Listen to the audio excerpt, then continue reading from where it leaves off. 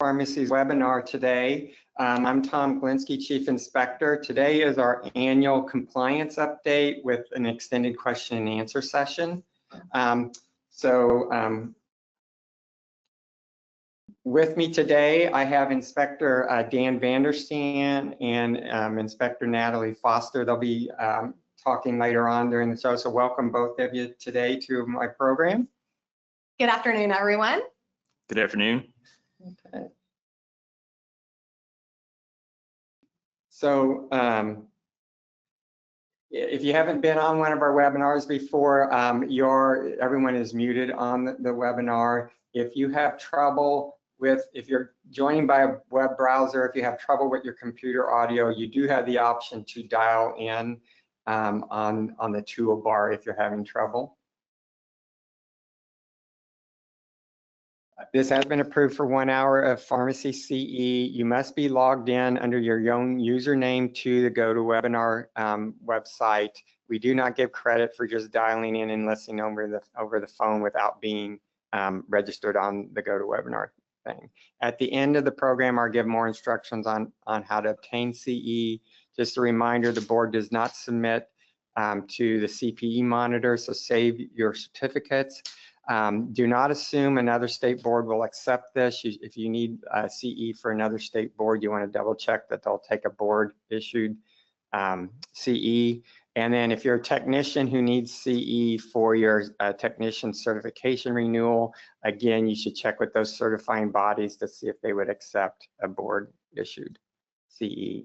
If you'd like handouts today, we have them in 2 spots. If you go to the board's website and go on the home page to the upcoming events link, that will take you to a section and it'll say video and webinars. And if you click the webinar link there, you will handout link, you'll get a PDF that has a link to all of our past recent webinar handouts. On the GoToWebinar web browser, if you go to the toolbar, down at the bottom, towards the bottom is a handout section. You'll see the handouts. If you're on a mobile app, either on a phone or an iPad, there is 3 dots. If you click that, and it will, it will show you view materials, and then from there, you'll show you the webinar handouts, and you can get them there. We do record our webinars and post them on our website. It does take anyway 15 to 30 days for those to show up. We will be taking questions. If you'd like to submit a question today, you can do that on a web browser. Go to the toolbar, and there's a part under the tab called sections. You can enter it and send there. If you're on a mobile app, depending on what kind of app you're on, device you're on, it'll depend where it is.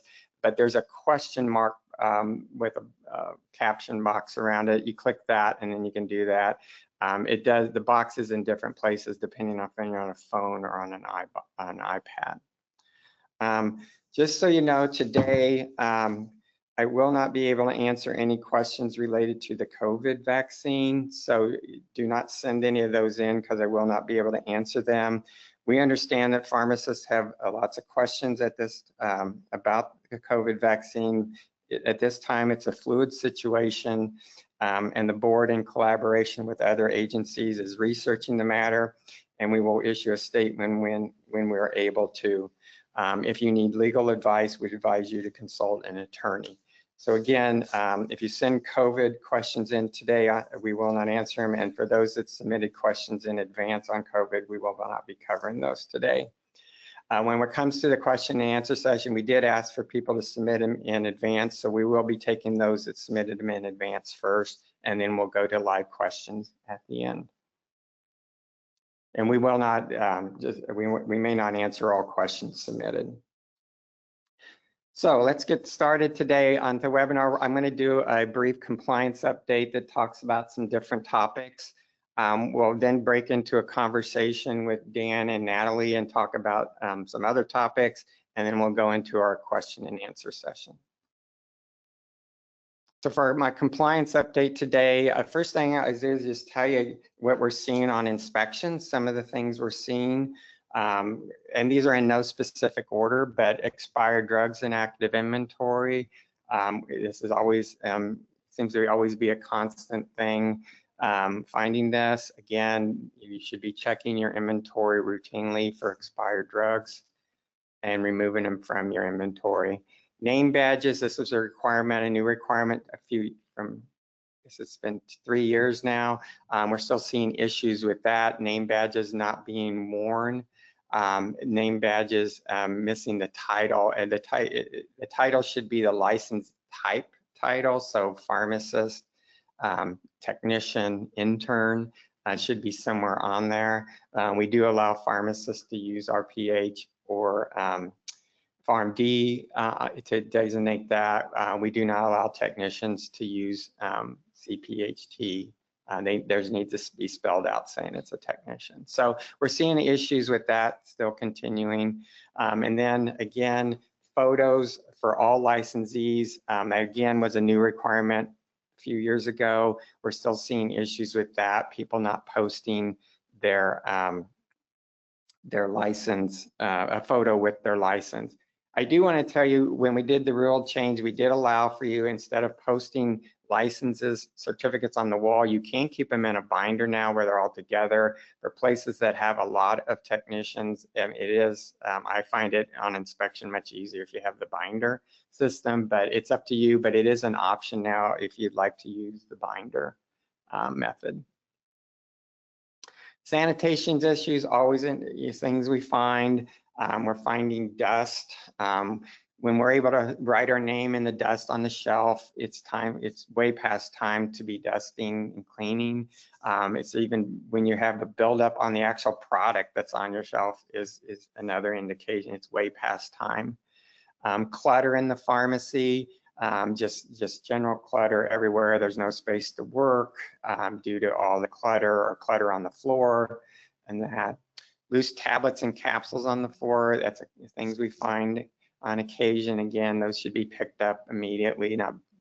We shouldn't be finding 10, 15 of them on the floor. No hot water again, or no hot water at all, or just the water never gets hot or very hot. And then reconstitution device. We talked about this over the years. One of the more recent things with this is, in the past, we were always talking about the output that comes out and the pink residues and stuff on that in the bottom of these. But recently we've been noticing the intake, growth of stuff on the intake. So here's some pictures of some intake device. The one on the left, and then I kind of blew it up on the right, had a black growth there. Because this was a solid tube, you can't really see, but if you kind of look on the blow up there, you'll see inside the tube, there's actually some growth that appears. We don't know how far that went back, because the left picture shows you that tube was solid going along the wall there, so you can see. The picture on the bottom right is actually a clear tube, and you can see at least the first few inches of it had a growth in the tube itself. So you should be checking this and changing that tubing out if you're getting growth in there. But those, again, these are recent pictures from recent inspections. Cracked flavoring bottles is a problem, has been an ongoing one for a long time. You should be checking your if you're using flavoring, to see if the lids are solid and haven't cracked. And this one, not only is a cracked lid, if you look at the actual crust and buildup on where the port on that lid did not look very, it was very unsanitary there. So not only is it the lids cracking, but what does the port looks like. Another issue is this, we find on inspection, is dispensing errors. We review prescriptions, and we're always looking at past, when we're looking to see if the data entry into the computer system match the prescription. So we find incorrect strength, incorrect drug. We've actually found a couple times incorrect patient who was filled under. But most common one is incorrect directions, and of that is the most common one is related to PRN. Was the PRN missing when the pharmacy did it, or the pharmacy added it when it was scheduled? It was a scheduled drug, a scheduled dosing. Again, so that's the most common. Again, this goes back to data entry, reminding technicians to double check, and then their entry, and then pharmacists doing the final check making sure they're checking for that. I know a lot, there's some physicians' offices that have electronic prescribing that the PRN is in the middle of the SIG, not at the end, and that's a common thing. Pharmacists seem to, that triggers them missing it when they're doing the check. We're used to seeing PRN at the end, but I know there's some softwares out there physicians are using that seems to put it in the middle for some reason. Labeling of compounds with the active ingredients, we talked about this before over the years. If you're compounding and using, bulk if you're using you need to have your active ingredients on the actual container. It doesn't have to be on the prescription label. It just needs to be on the container that goes to the patient. You can do auxiliary labels. You can handwrite an auxiliary label. And then when you do it, it needs to be the full name spelled out. You can't be abbreviating the names of the active ingredients. And then competency assessments, there's a variety of times when you need competency assessments. In a couple slides, I'm going to go into more detail about that when that's required, but we're seeing issues with them not being performed, or the documentation, they never were documented, or no one can access the assessments because they're online and the people that there don't have access to that to pull them up. But again, I'll talk a little bit more in detail about competency assessment. I asked Katie, our sterile compounding inspector, what she's seeing. Let's see, again, late PEC, primary engineering controls, secondary engineering controls certifications aren't being done on time. Same with viable air sampling when required, not being done on time. Failure to maintain the PIC or the PEC or buffer area. Again, a lot of that rust is a very common thing. We're seeing damage to the walls, where the walls have been damaged and now are exposing parts of the material of the walls are some of the common things. Build up a cleaning material that's not being cleaned right, and you're seeing a buildup, on the floor somewhere like that. Some of the common things we see. Failure to clean the primary engineering cone, the buffer area appropriately, and then for actually the compounding, when we're watching it going on, we see improper aseptic technique. The most common is failure to maintain first air during that process.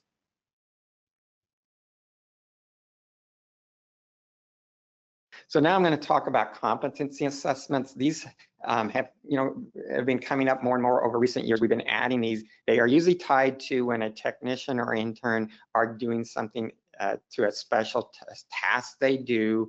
And I'll explain all those tasks in just a minute, but they're supposed to be assessing that the person has competency in performing whatever that activity is, or using a certain kind of technology in that. And so that's what we're assessing.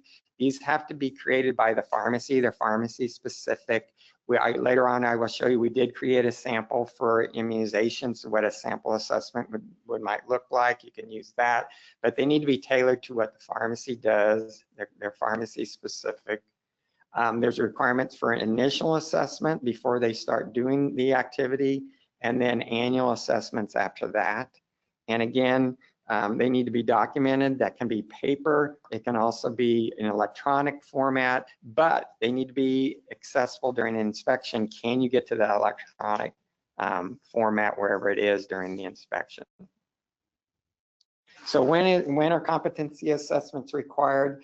Well, I got it broken down into two sections. When it's required for both technicians and interns, I'll talk about that first, and then I'll talk about just when it's required for technicians. So for technicians and interns, electronic verification system, if a technician is using one of those, and let me explain what that is for people that don't know. That is when the pharmacist is not physically viewing the actual final product, the container and the label in person. They're viewing it off an image, and usually it's a technician who is taking that image, using the technology to capture that image, and how that's done. So that's what that is. When we call it EVS for pharmacies using that system, and the interns and technicians doing that would have to go through competency assessments.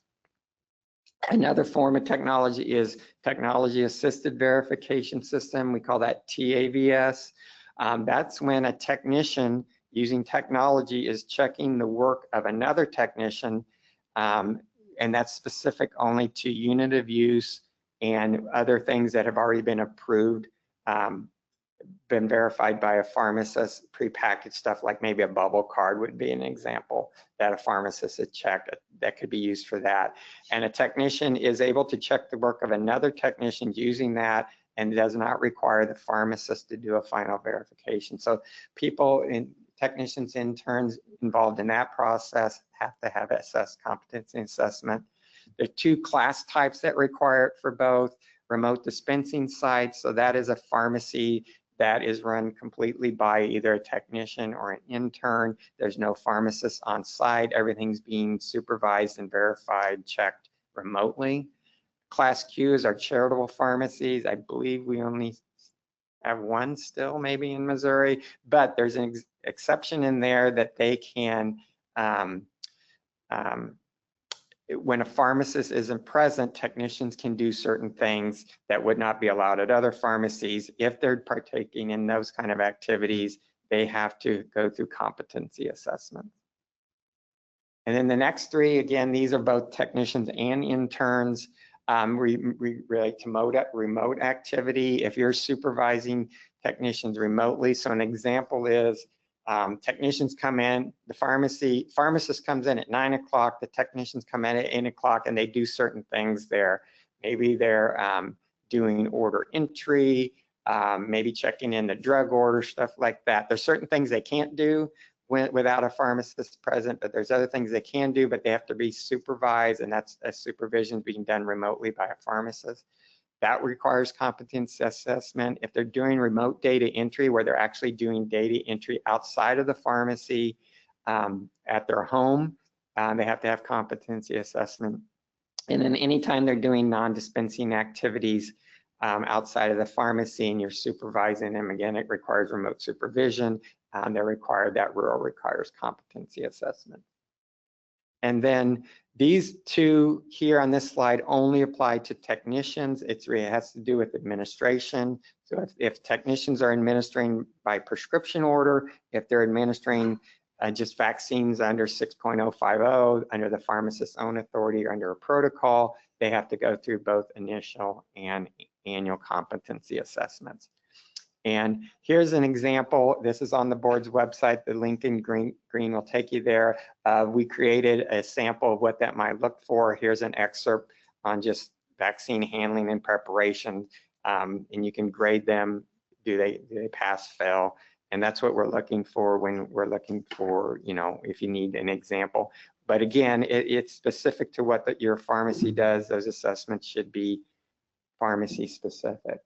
Next, I'm just going to touch on a couple things for the compounders out there. We, for those that aren't aware, we do collect samples during inspection and send them off for testing. This is a chart showing the failure rate. It did go up kind of a lot last year from the previous year. And what I was just going to tell you is we issue a request that the pharmacy look into it, and then they will respond back. One of the things is, why do you think it failed and what correction? A lot of times it has to do with technicians, their mixing process. If they're mixing powders, say to make capsules, or if they're making creams, how they're mixing the creams, the powders into the cream. It goes to mixing, a lot of times. So again, I just, do you ever have a refresher with your technicians? Do you ever check to see how they're doing those? Because that seems to be a lot of times, not all the time, but some of the time, possibly the problem on why something failed. The other thing is just we do encourage, there's not a requirement, but the pharmacies, the compound average, send their stuff off on their own for testing. It's a good way to check, the quality of your work. Again, not required. It's a good idea, a recommendation, but not required. And then I just want to talk about investigations briefly. The number of investigations went up 31% last year. These are investigations that were assigned to inspectors, so things that inspectors contacted pharmacies about, public complaint. It could be all kinds of things there. But the number did go up, there. And the first two months of this fiscal year, if we keep up the rate there, we will probably break last year's record there. So this is just a kind of an unofficial, when they come in, I kind of just rate them by category. They don't always fall in a category, they may fall in more, but just to show you what kind of complaints, things we're investigating. Again, some of these things, the first and the last termination notices, there's probably not a lot you can do to kind of prevent those, but the middle three, prescription delay, these are people who have filed a complaint because it took they couldn't get their prescription in a timely manner for a variety of reasons. But again, some of the more recent ones have been because the pharmacy is closed in the middle of the day, and so just if you have to do an impromptu closing due to staffing, do you have a sign up? Do you have your phone system, people complaining that the phone system says they're open, but they're not open? Or the website, if you're one that has a website and you're able to put on it that the pharmacy is temporarily closed, I suggest you do that to inform the patients of what's going on there. Dispensing errors, what I would say about that, some of the times the people are really, it wasn't the error that got them to file the complaint, it was how the pharmacy handled it.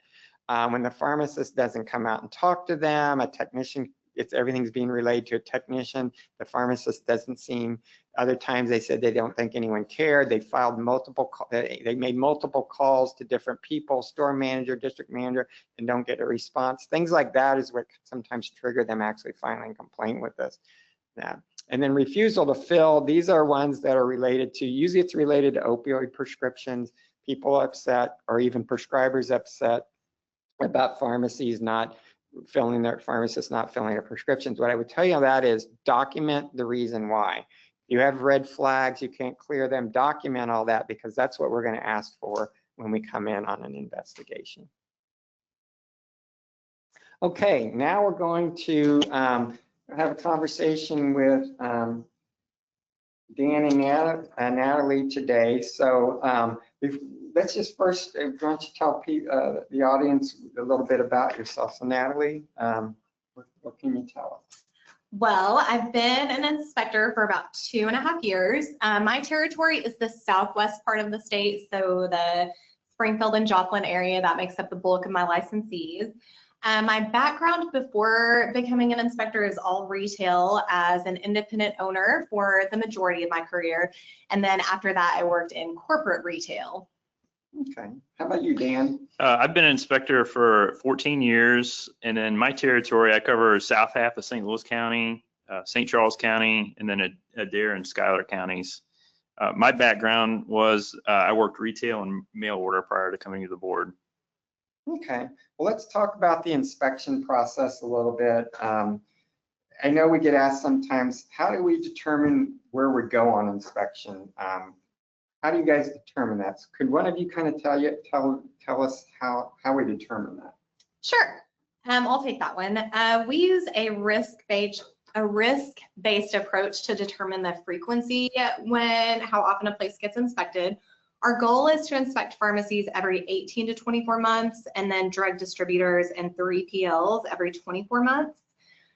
Since sterile compounding is the highest risk level activity, the goal for Class H sterile compounding pharmacies is every 12 months. Another every 12-month frequency is somebody that's on probation. We do visit those every 12 months. New pharmacies, like newly licensed pharmacies, we try to do their first routine inspection within 6 months. Sometimes we may need to inspect a place sooner than those kind of predetermined frequencies based on either a history of non-compliant inspections or complaints. So you might see us sooner than that. Okay, thanks, Natalie. So why don't you both tell me just I kind of talked about in general, what I see on inspections coming in, but what have you guys seen recently on inspections in your area? Observations you've written? Mine was pretty consistent with what you outlined in yours, and I've been seeing expired drugs, cracked flavoring bottles, and then also dispensing errors. And that's the most common one, and it usually involves just missing PRN in the directions. Again, my observations that I've seen on inspection are pretty similar. Sanitation issues, of course, dust on shelves, dust on drug products, spills near reconstitution devices. We see that often where maybe something splashes out. I've seen it on shelves that are, 3 shelves below the reconstitution device, hard pink splotches. That's something that I see actually quite regularly.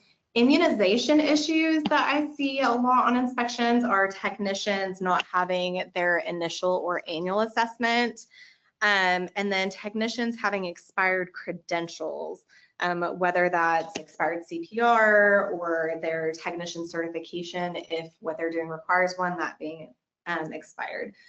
As Dan mentioned, dispensing errors, forgetting to put an as needed on a prescription, that is a dispensing error, because then you're turning that as needed prescription into a scheduled medication.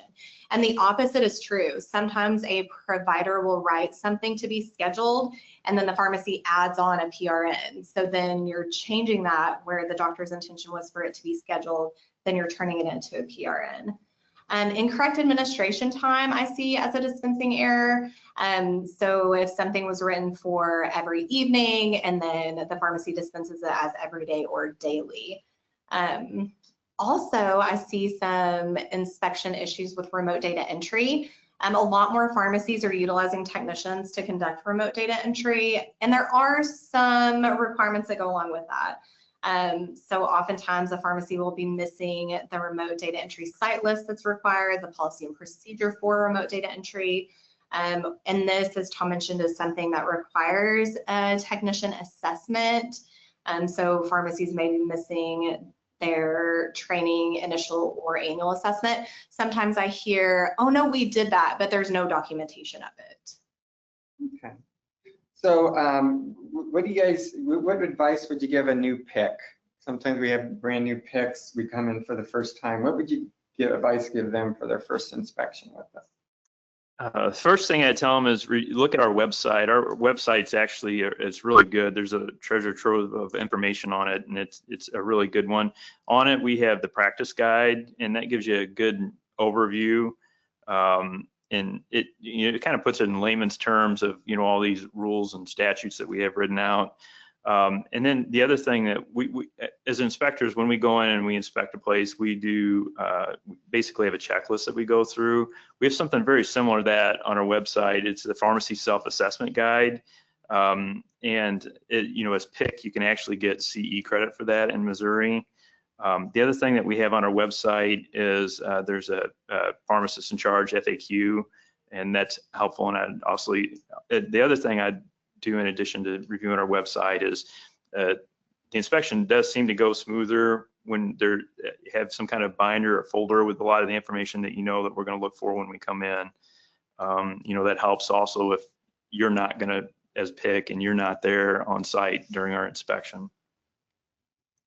Anything to add, Natalie? Or no, Dan, you're completely right. Our website, we have so many great resources for new PICs or even seasoned PICs. I mean, I'm very proud of what we provide for our licensees. You mentioned the pharmacy self-assessment, which I could talk about that at length about how great it is, because it really does give our licensees an idea of what we're actually looking for. Also, we have that inspection document request list. So that's everything that we're going to ask for every single time. So just kind of knowing where that is. We also have the document request locator, which is the same form. It lists out all of the documents that we request, but then you can put like where they're located. That can be helpful if a PIC isn't present or if you have a lot of floaters. So that way, at least we have an idea of where to find things. Also, we have the compliance top 10 on our website, which are the top 10 inspection violations that we find on inspection. Okay, what do you guys think are some of the things that slow down or complicate our inspections? Our goal is to get in and out as quick as possible. What slows us down sometimes? So honestly, I think the thing that slows us down the most, and as Tom mentioned, we do try to be quick. We understand that we're disrupting your workflow, we're disrupting your day. But really, it's the not knowing where things are. or, you know, only one person knows where the records are. So, and that person may not be there that day. Or a place has a filing system, but that filing system isn't actually utilized. And there's just a big stack of papers. And they're like, oh, it's in there somewhere. Dan, do you have anything to add? Not really. I mean, that's really it. Is you know, when we ask something and you don't know where it's at, that slows it down. When the records are kind of kept in a central location and you can find things easily, that kind of limits the number of questions we have to ask. So the fewer the questions, I mean, we're when we come in, we're always going to ask a bunch of questions, but the fewer the questions that we're going to ask, the quicker the inspection is going to go, and there's fewer questions if you have a binder, kind of centralized record keeping system. Yeah, the ones that have a box where everything's in it, we can find the box, Yeah. we can usually stay out of your hair for a while. Yeah. So yeah. What advice would you give to staff or floater, you kind of already touched on this, and when the PIC's not there, is there anything they can do to make it less stressful for them? Well, all of our inspections are, we just show up at a random date and time. They're all completely unannounced. You know, as we said, there's a certain amount of information when we go there. We've got a checklist that we're working off of. So we're going to complete that checklist, and we have to get through that information. You know, if it's your first time and if you are nervous, there's no need to be nervous about it. But if you are nervous about it, just tell us, hey, this is my first time, never done this before. You know, we're not going to bite. We're we'll you know, we'll help you work through it a little bit. And I think we've all been there. So, you know, we know we've done that. You know, if we come and you're really busy, most of the time we recognize that. And again, that comes back to where if you have a central record keeping system, it's pretty, it can buy some time until we can tell that you're not quite as busy, and then we can jump in and ask you those questions. You know, if we're coming up on flu season, so, you know, if you've got a lot of shots queued up and you need to give them, and we don't recognize that, just tell us, just say, hey, I've got 4 people lined up, you know, that I give immunizations to. I'll get to you as soon as I can. You know, that's beneficial when you tell us that. One thing I don't know if we touched on yet is just so many records are kept digitally nowadays. It's also important for people to be able to access those digital records, making sure either you have your credentials, your passwords, everyone knows where to find the records, and just being able to access those, I think, is something that we may not have mentioned yet. Okay. Sometimes we get asked, did I pass the inspection? How do you guys respond to that? Or one of you, tell me how you respond to that. Well, we don't actually grade our inspections, to a lot of licensees' dismay. I think a lot of us would want to get an A+ on our inspections. And they're not rated pass or fail either. They're really not rated anything. On the actual inspection report, there are only 3 choices for the result of the inspection: no violations, violations, or compliance notice. The compliance notice is something that does require a response to the board. And then as we're going through our process on our inspection report, we do mark items as compliant, yes or no, and then we write an observation on what we actually found. The one time we do put pass or fail is on initial or change of location. So there isn't actually pass or fail on those. So that is one time we will pass or fail you. The other question we get sometimes is, do I have to respond to the inspection in any way? So can one of you tell advice on what that means? Sure. Usually not. There's a few scenarios where you do. You know, if you were issued a quality assurance report, there's some follow-up that we do require from the PIC. And then if we issue a compliance notice, which Natalie just mentioned, we issue a compliance notice that does require follow-up. If you're not issued either a compliance notice or quality assurance report, we don't require follow-up. Yeah, and just so you know, a quality assurance report, we issue one of those whenever we find a dispensing error on an inspection. Okay, so one of you mentioned flu season coming up. So what advice would you give to the pharmacist to stay compliant? Read through our practice guide, and then if you haven't already signed up for our newsletter, I'd suggest doing that. if you have any questions, ask us. We're here as a resource for you. One thing I do see is RSV. It was approved after January 1st, 2023. So that is one that does require it has to be administered by a medical prescription order. Okay. Natalie, what do you have? I think Dan's right. Going to our board resources, reading through the practice guide. We also have an immunization checklist on the board's website, and it is a really great tool. It goes through the requirements, and then also just reviewing your facility's policies and procedures, just to take a peek, see if there are any compliance gaps that you notice. And then checking everyone's credentials to make sure that everyone is good to immunize, making sure you have documentation of everything that you need to. And that's not just for technicians. Pharmacists, we have requirements as well.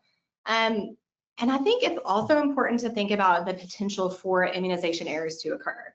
As you're reviewing your policies and procedures or your standard operating procedures, like what y'all do on a daily basis, are there places that, where an immunization error could possibly happen? Do the immunizers have to ask the patient, what vaccine are you getting? Do they have to ask the patient their date of birth? Just thinking through those patient safety items as well, not just regulatory compliance, but we've got to take care of our patients and keep them safe. And we have had investigations related to patients getting the wrong vaccine at pharmacies. So. We have a lot of more technicians are immunizing. I think every year I go in and I see more, immunizing. Do you have any advice for them? My first advice to immunizing technicians is be aware that you, as the technician, are also required to maintain your credentials.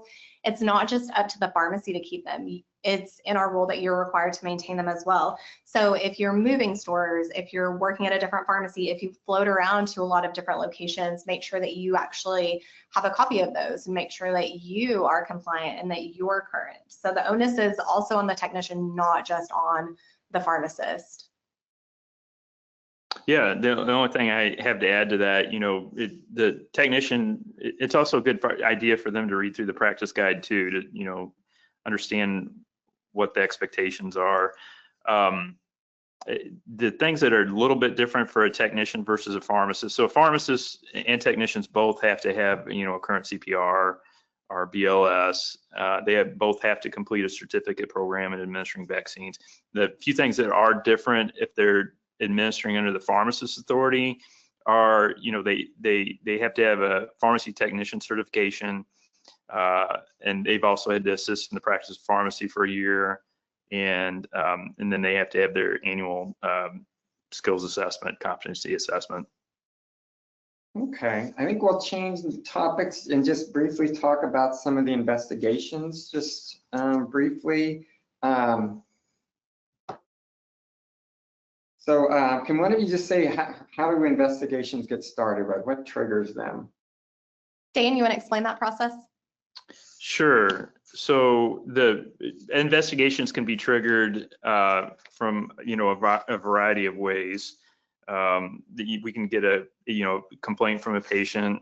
We can get a complaint from other pharmacists. You'll see that sometimes. So there's a lot of different ways that we get that. We also get complaints from other agencies, termination notices. So as you know, there's certain times that you have to report when someone gets terminated. We follow up that. We also look at loss reports. So if we see losses that are, at higher than they should be, that may trigger a board investigation, as well as recall notices. And then every once in a while, you'll see one triggered by an inspector from inspection findings that they've had. Okay, can just briefly, what kind of investigations have you been working on recently in your territories? I've been working on diversion investigations, theft investigations, dispensing errors, patient complaints related to refusal to fill or other prescription issues, partial fills, prescription delays, Tom, you mentioned that earlier. Duplicated prescriptions being filled, maybe a dosage change where the old strength continued to be filled. Patients dispensed an expired product. Those are just kind of a few that I've been working on lately. And then for me, it's a lot of the ones that were in Tom's the thing that he just had gone over, and it's I've seen a lot of patient complaints, and it's a variety of reasons. Sometimes it's a situation of poor customer service, or the pharmacist refusing to fill a drug because of their corresponding responsibility, and the patient's not aware of it. So that's the ones. It seems like I have a very large number coming through now, and a lot of them are related to that. Okay.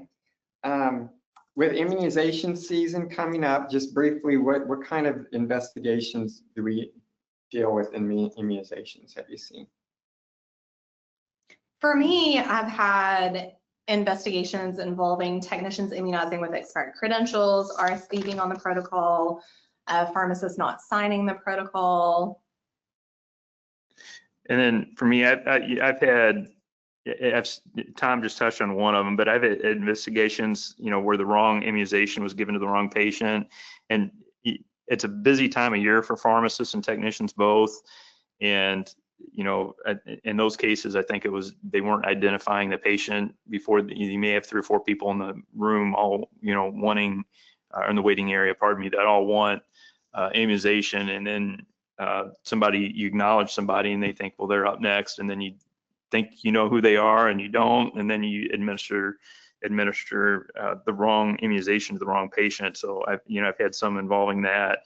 I've also had a complaint that an immunizer didn't get the shot in the right location. So they gave it too high in the deltoid region was another one that I had. And then I've also had complaints where the wrong drug was selected. So those, and in that example, there were some adult doses that were given to pediatric patients. So, yep, that's pretty well the ones I've had with immunizations. Okay, we'll finish up with one last question on investigations. What advice would you give a licensee when you come in and contact them about it during an investigation? Well, we understand this can be a stressful time when we do that. Nobody wants to see a board inspector, especially if it relates to an investigation we're working on. The main thing that we ask, when we do talk with you, is that you be completely honest. When we do an investigation. The other thing is, if we reach out to you, there's a tendency sometimes not to want to respond to us. So if we send you an email or leave you a voicemail on your phone call, and we're trying to get a hold of you, get back with us so we can just do our job. We're just, at the end of the day, an investigation, all it involves is you getting to the truth of the matter. You want to know what happened, and we want your side of the story. The only other thing that I would add to that is to keep your contact information up to date with the board office, because that's how we are going to get a hold of you. Keeping your email, your physical address up to date, and all of that can be done through the MoPro system. But again, just respond to us, and of course, honesty is the best policy. Okay, we're now going to go to the question and answer session. Oh, I forgot to put our pictures up. Oh, we'll go past that. Let's see.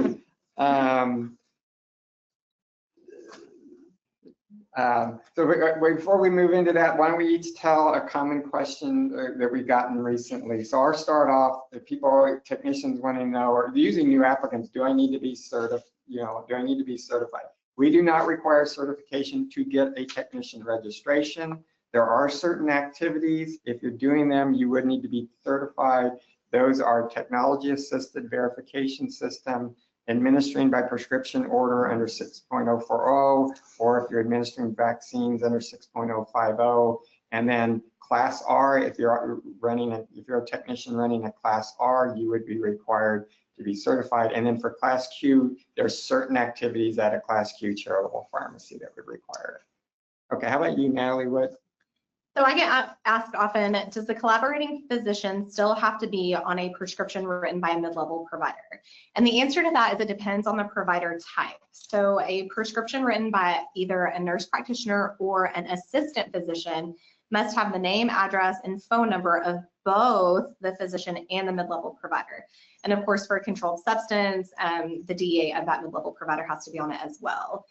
Prescriptions written by a PA or a physician assistant, they are not required to have the physician's name, address, and phone number on the prescription. Okay, how about Dan? A question I get a lot at the end of my inspection is there anything that we can do better? And, you know, when the board performs an inspection, we look at a sample of your activities, and it's not all inclusive, it's just a sample. And when we inspect, you know, the regulations and statutes, and basically to the minimum standards that's, you know, required in those rules and statutes that you're required to follow. So we don't inspect for best practices, but still encourage everyone to exercise best practices and, you know, all the activities that they perform. Okay. We're now going to go to the questions that were submitted in advance. So if you want to submit a question live to us you can do that on the screen. It shows you how to do that. Again, as I said earlier, we will not be able to answer any questions related to the COVID vaccine today. So I kind of grouped some of these that came in advance, kind of by what the topic. So we had quite a few on compounding this year. So somebody wanted to know what suggestions, practices have we seen to keep pharmacies in compliance with non-sterile compounding, and they're specifically wanting to know about USP Chapter 795 and 800. So we actually have our own compounding rule, which is 2.400. We, the board, has not adopted USP 795 or USP 800, so we cannot provide any guidance on compliance with those chapters. And then on that subject, we had people wanting to know about sterile compounding. They heard words out that the board is going to revise the compounding rule to match 797. They were specifically asking about beyond use states. They appear to be an out-of-state pharmacy and just want to know how's that's going, because they want to comply with Missouri. So can someone tell us where we're at on the sterile compounding rule? The board has proposed a rule revision to our sterile compounding rule that it would adopt 797 with some modifications. The board is in process of submitting the revision for governmental approval, and then once we receive that, they'll file the proposal with the Secretary of State. And then the next question had to do, when will we be able to make public comments on the revisions? And so someone want to explain that? So there will be a public comment period after the Secretary of State publishes the proposal in the Missouri Register, and we're hoping that happens late this year or early next year. Okay, and then there's still a process. So I would just tell you, revisions probably would not go into effect till mid next year or later, just the process before they would become finalized. Again, every year we get the question about how and when will pharmacies be required to report their compounding activities, and this is related to the federal memorandum of understanding. So the board does have a rule on compound reporting. It's 2.425, and it was created so that we did comply with the FDA's compounding memorandum of understanding, MOU. There was a lawsuit that was filed, and the FDA has stayed their enforcement of the memorandum. So the board has also extended their enforcement of their reporting rule requirements, you know, until we get direction from the FDA. And it will if that changes, we will, you know, send out an announcement on our alert system if that would change. But for now, we don't have anything planned in the near future. So we get asked a lot about 503Bs and buying stuff from them. So can we purchase compounded GLP-1s with vitamins added to it from a 503B outsourcer and dispense it to our patients? Yes, you sure can. Pharmacies can purchase from outsourcers and dispense those products with a patient-specific prescription, but the outsourcer must be licensed with the Board of Pharmacy. Okay. We had new requirements on deliveries went into effect beginning of the year, and so we had some questions related to that. Someone wanted to know, can a QR code be used to relay the information that's now required with their mail out prescriptions? Our rule actually requires that information be provided in writing, so the answer to that is no. And then someone was asked, is my delivery driver considered a common commercial carrier? This one depends on if the delivery driver is an employee of the pharmacy. If they are an employee, they're not considered a common commercial carrier. But if it's a contracted courier, then yes, they are a common commercial carrier. And so that matters because that then triggers whether you have to do the additional stuff, notifications and stuff like that. So it is you need to know the answer to that on what applies to you. We had some questions related to immunizations and administrations. There is now some CPR programs that instead of giving a certificate every 2 years, the pharmacist or the individual does quarterly modules to assess their competency. And they want to know, will that suffice for the board's rule, these programs? Not currently. Our rule requires a certificate program, so that kind of program is one that we wouldn't allow.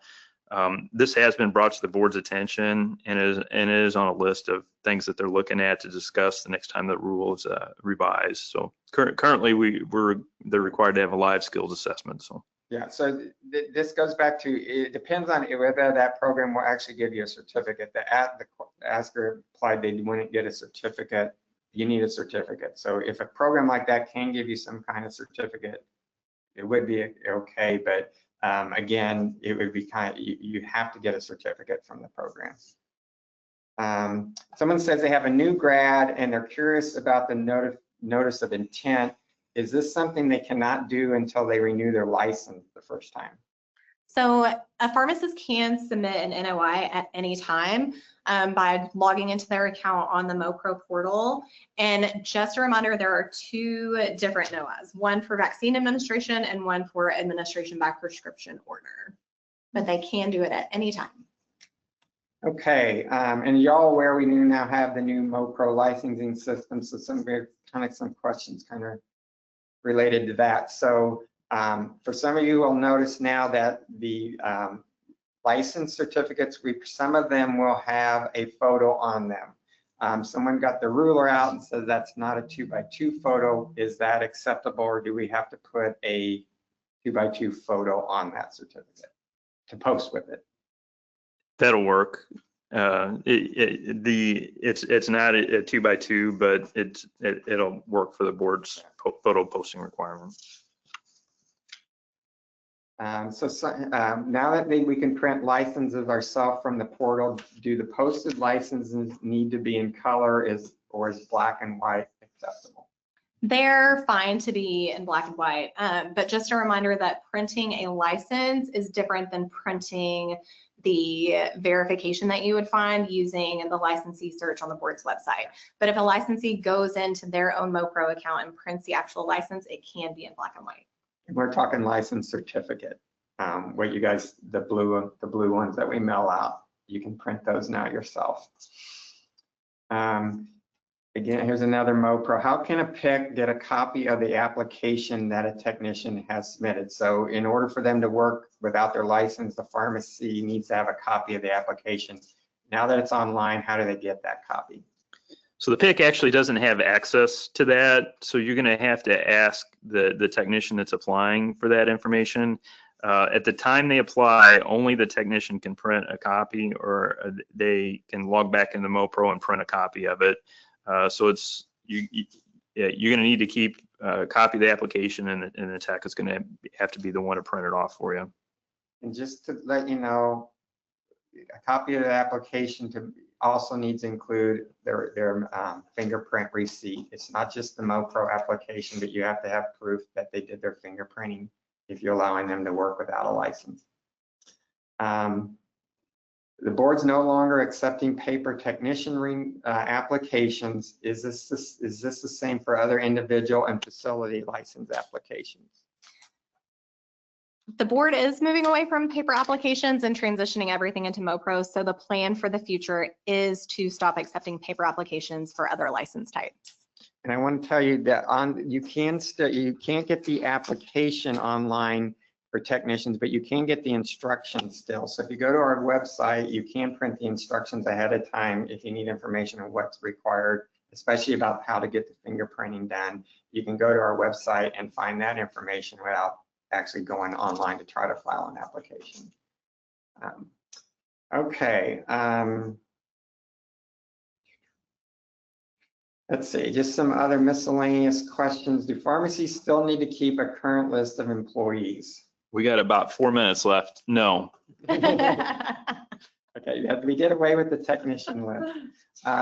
We had someone wanting to know about how many pharmacies have been investigated under the 2021 Pharmacist Working Conditions Communication.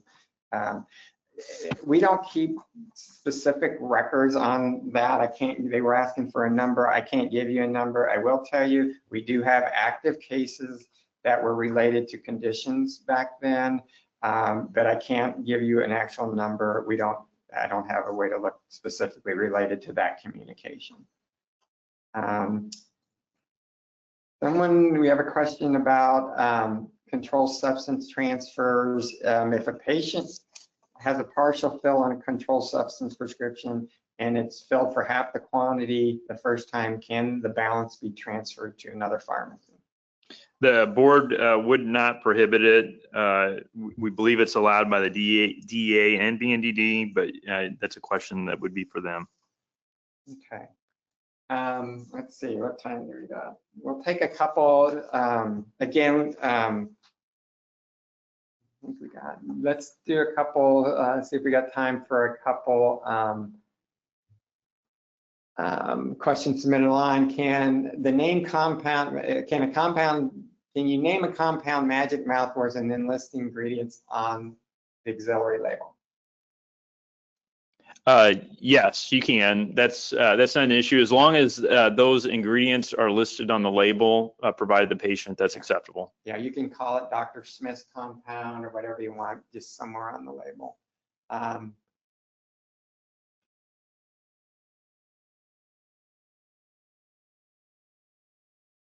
Regarding BLS certification, I think the question is, does it have to be live and in-person demonstration?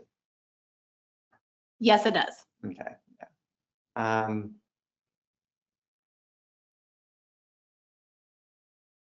Do you have to keep compounding records if you're using kits? I think a compounding log when dispensing the product using a first kit like first mouthwash. Yes, those you do because they're just a convenience kit. You're still making a compound, so the compound record is required. Okay.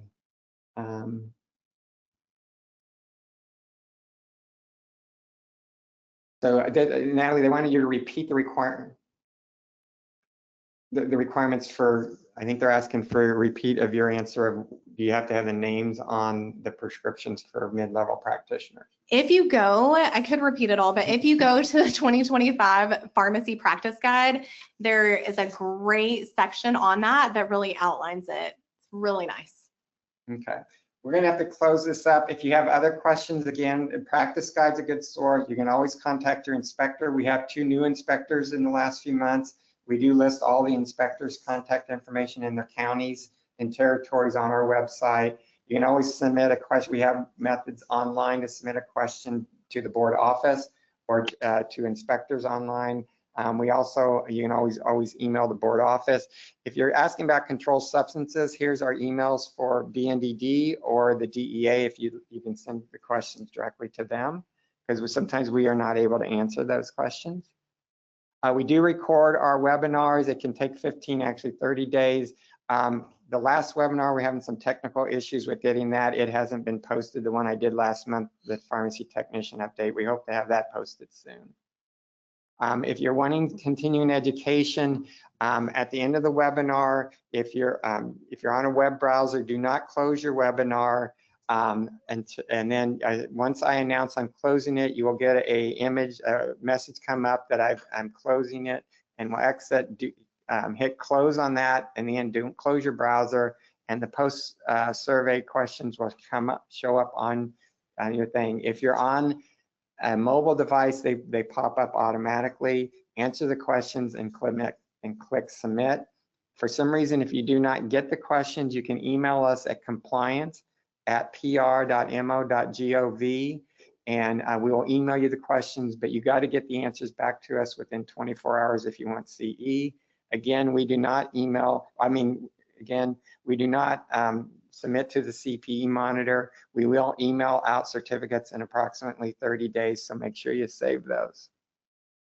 So I want to thank Natalie and Dan for joining me today for the webinar, and I want to thank all of you for joining us in the audience today. So I am now going to close the webinar.